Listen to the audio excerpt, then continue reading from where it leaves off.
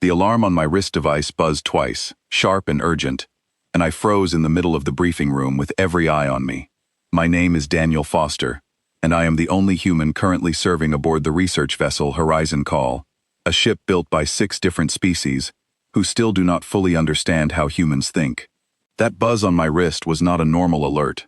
It meant something inside my suit had failed, and it meant it right when Commander Vel Ashra, the ship's highest-ranking officer, was reading out the day's emergency protocols to the entire senior crew.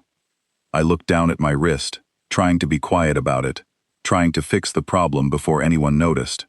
My hands moved fast under the table. My eyes stayed low. I was not paying attention to the room anymore. I was paying attention to a small red light blinking near my hip, right where the suit's oxygen regulator connected to the rest of my gear. That is when it happened. Lieutenant Sarah Ilkhan, a member of the Doroth species, sat across from me. The Doroth have 4 eyes, pale blue skin, and a habit of asking questions with no filter at all, because their culture does not really have a concept of embarrassment the way we do. She tilted her head, watched me staring down at my own body for almost 10 seconds straight, and asked the question that stopped every conversation in that room cold. "Human," she said, her voice carrying across the entire table. "Why are you looking down there?" Nobody laughed right away. Nobody said anything at all. The silence stretched out so long that I could hear the low hum of the ship's engine through the floor. I want to explain why this moment mattered so much, because on the surface, it sounds like nothing. A woman asked a simple question, but you have to understand where we were, and what we were doing, and why the timing could not have been worse. 3 days earlier, our ship had picked up a distress signal from a deep space mining outpost near a dead star system called Castle Drift. The message was short, broken up by static, and ended in the middle of a sentence. Nobody on that outpost had answered any follow-up calls since. Command decided the Horizon Call would be the ship sent to investigate, because we were the closest vessel with a full medical bay and a security team trained for hostile environments. That briefing I was sitting in was not some ordinary meeting. It was the final planning session before we dropped out of transit space and approached the outpost. 12 of us were assigned to the landing team, and I was one of them. Commander Ashra had just finished explaining that scans showed heat signatures still moving inside the outpost, but every attempt to open communication had failed. Something was alive down there. Nobody knew if it was friendly. So when my suit alarm went off in the middle of that briefing, my mind jumped straight to the worst possibility. A faulty oxygen regulator on a normal day is annoying. A faulty oxygen regulator right before walking into an unknown, possibly hostile location, is something that could get me killed. That is why my eyes dropped to my hip. That is why I stopped listening to the commander. That is why I did not notice Sarah watching me the entire time. Her question hung in the air, and I finally looked up. Every face around that table was turned toward me, and every face wore a different kind of expression. Commander Ashra, a tall woman with sharp green markings across her forehead, had gone completely still, her mouth pressed into a thin line. Chief Engineer Romel Tarn, one of the few crew members who had actually studied human history books out of personal interest, looked like he wanted to disappear through the floor. A young communications officer named Priya Nandan, the second human on our crew besides me, had both hands pressed over her face, shoulders shaking with silent laughter she was clearly trying to hold in. I realized, in that frozen second, that Sarah's innocent question had landed in a room full of people who understood human humor just enough to imagine the wrong meaning, but not enough to realize there was no wrong meaning at all. She was simply asking why I kept staring downward. She had no idea that on Earth, in almost any human culture, that exact phrase, asked in that exact tone, in front of a room full of people, sounds like something completely different. I had 2 choices. I could turn red, stumble through an explanation, and let the awkwardness win, or I could use it. I chose the second option because we were about to walk into a possibly dangerous outpost in less than an hour, and this crew needed something to break the tension before that happened. Sometimes the fastest way to steady a room full of nervous people is to give them permission to laugh. "My suit alarm went off," I said, holding up my wrist so the blinking light was visible to everyone.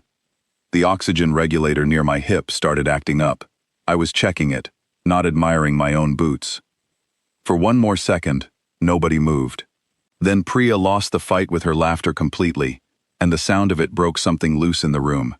Rommel let out a short, surprised laugh of his own, the kind that sounds like relief more than humor. Even Commander Ashra's shoulders relaxed, and the tight line of her mouth curved just slightly at the edges. Sarah, however, still looked confused. Her 4 eyes blinked in a slow, staggered pattern, which I had learned meant she was processing something new. "I do not understand," she said. "Why would looking at your own hip be strange? On my homeworld, we look at our bodies constantly. It would be strange not to check for damage." That line made Priya laugh even harder, and I had to press my lips together to keep from joining her, because explaining human embarrassment to someone who genuinely has none of it is one of the strangest tasks a person can attempt. "On Earth," I said, choosing my words carefully, looking downward at yourself, "in certain situations can be misread. People might think you are looking at something else. It has nothing to do with checking equipment. It is just an old human habit of reading meaning into simple actions." Sarah considered this for a long moment. Her 4 eyes shifted between me and Commander Ashra, as if searching for confirmation that I was telling the truth, and not simply covering for some strange human secret. "Your species finds meaning in almost everything," she finally said, not unkindly. "It must be exhausting to live that way." That comment landed differently than she probably intended, because it was true, and everyone at the table seemed to feel it at once. Humans do carry meaning into almost every gesture, every glance, every pause in conversation. It is part of what makes us complicated.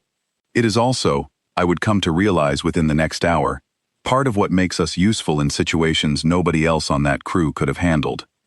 Commander Ashra cleared her throat and brought the room back to order. "We drop out of transit in 40 minutes, she said. "Landing team, prepare your gear. Foster, get that regulator checked by medical before we depart." I nodded, grateful for the excuse to step away from the table and the lingering echoes of laughter behind me. The medical bay was quiet compared to the briefing room. A technician named Elias Bramwell, one of the ship's few humans working outside the landing team, ran a quick scan over my suit and found the problem within minutes. A small wire near the regulator had come loose during storage. Nothing serious. Easily fixed with a replacement part from the supply locker. "You good?" Elias asked while he worked, not looking up from the suit panel. "I will be," I said. "Word travels fast on this ship. I assume you already heard what happened in the briefing." He grinned without lifting his eyes. "Everyone heard. Sarah does not understand why it is funny, which somehow makes it funnier. She asked Rommel to explain it to her afterward, and he tried for 5 minutes before giving up completely." I laughed despite myself, though the humor did not stay long. My mind kept drifting back to the outpost we were heading toward, to the broken distress call, to the unknown heat signatures moving through dark corridors with no explanation. Whatever waited for us down there was not going to care whether I found the moment funny or not. 40 minutes later, the ship dropped out of transit space with a low shudder that ran through the entire hull. On the main view screen, Castle Drift appeared as a dim, dead star, surrounded by a scattering of broken rock and metal debris. The mining outpost sat on a small moon orbiting the system's only remaining planet, its surface lights flickering weakly against the darkness. Our landing team gathered near the shuttle bay, suits sealed, weapons checked, faces set with the kind of focus that comes right before stepping into the unknown. Sarah stood near me, her posture straight, her 4 eyes scanning the equipment readouts on the wall panel beside the shuttle door. "Foster," she said quietly, using my name for the first time instead of simply calling me human. "I want to apologize if my question earlier caused you distress." I shook my head. It did not cause distress. It broke the tension in that room, right when we needed it broken. You did us a favor without meaning to. She tilted her head again, considering this. Humans find comfort in strange places. "We do," I admitted. "Sometimes the strangest moments are the ones that hold a group together." The shuttle door opened, and the 12 of us stepped inside. The short flight down to the outpost felt longer than it should have, every second stretched thin by the silence inside the cabin. Nobody spoke much. Rommel checked his scanner twice without needing to. Priya kept adjusting the strap on her medical kit even though it was already secure. The shuttle touched down inside the outpost's main landing bay. The bay doors around us hissed open slowly, revealing a corridor lit by flickering emergency lights, half of them dead, the other half struggling to stay lit. Commander Ashra led the way, her weapon steady, her voice low as she gave instructions through our comm channels. Stay together, report anything unusual immediately. The outpost was cold, colder than it should have been for an active mining facility. Frost had formed along the metal walls in thin, delicate patterns, and our breath fogged slightly inside our helmets, despite the suits regulating temperature. Something had gone very wrong here, and whatever it was had happened fast enough that personal items still sat abandoned on tables and shelves along the corridor, as if the workers had simply vanished mid-task. We moved deeper into the facility, following the heat signatures our scanners had picked up from orbit. The readings led us toward the lower levels, near the mining shafts themselves, where the temperature dropped even further. Then Sarah stopped walking. "There," she said, pointing toward a side corridor branching off from the main path. Movement, small but consistent. Commander Ashra signaled for the team to split, sending half toward the main mining shaft and the other half, including myself, Sarah, and Priya, down the side corridor Sarah had pointed out. My heart picked up its pace as we moved forward, weapons raised, eyes scanning every shadow along the walls. The corridor opened into a small storage room, and there, huddled together in the corner behind a stack of broken equipment, were 3 surviving members of the outpost's mining crew. They were alive, but barely, their faces pale and thin from what looked like days without proper food or warmth. One of them, an older man with a torn uniform, flinched hard when our lights hit him, raising a shaking hand to shield his eyes. "We are not here to hurt you," I said quickly, lowering my weapon and stepping forward slowly. "We received your distress signal. We are here to help." It took a moment for the words to register through his fear, but slowly, his hand lowered, and something like relief broke across his exhausted face.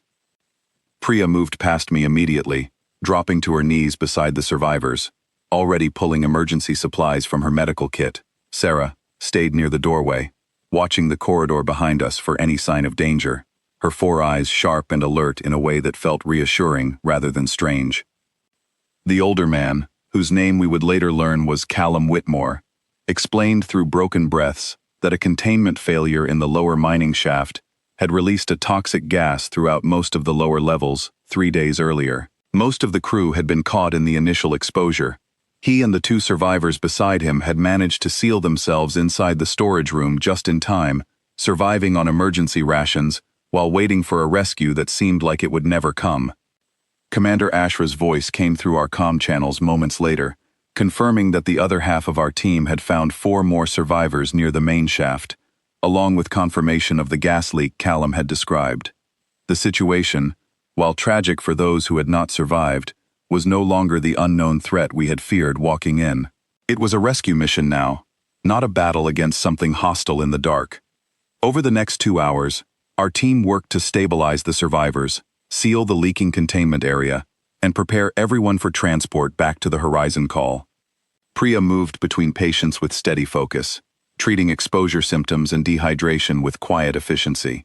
Sarah helped carry equipment and supplies without complaint, her earlier confusion about human emotion replaced now by simple, direct action.